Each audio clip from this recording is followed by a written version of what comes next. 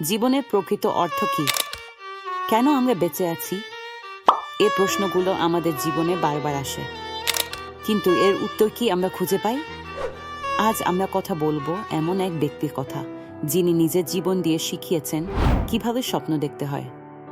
তিনি হলেন AP J Abdul Kalam.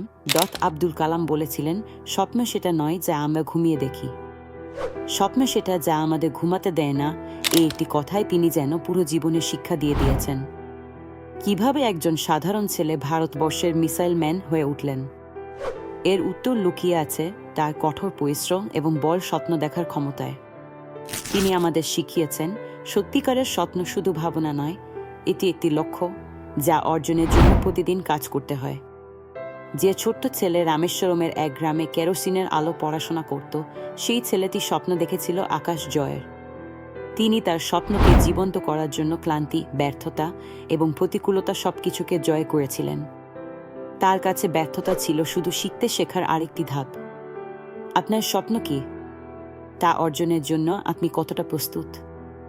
মনে রাখবেন, যেদিন আপনার স্বপ্ন আপনাকে ঘুমাতে দেবে না, সেদিন আপনি সফলতার পথে পা বাড়াবেন। আব্দুল কালামের জীবন আমাদের জন্য একটি উদাহরণ। আমাদের স্বপ্ন বড় হতে হবে, কারণ বড় স্বপ্ন দেখলেই আমরা জীবনে কিছু অসাধারণ করতে পারি। আপনার স্বপ্ন আপনাকে এগিয়ে নিয়ে যাবে। তাই স্বপ্ন দেখুন, ঘাম ঝরান এবং সফল হন। ভিডিওটি ভালো লাগলে লাইক দিন, আপনার স্বপ্ন সম্পর্কে আমাদের জানাতে কমেন্ট করুন এবং এমন আরও অনুপ্রেরণামূলক ভিডিওর জন্য আমাদের চ্যানেলটি সাবস্ক্রাইব করুন।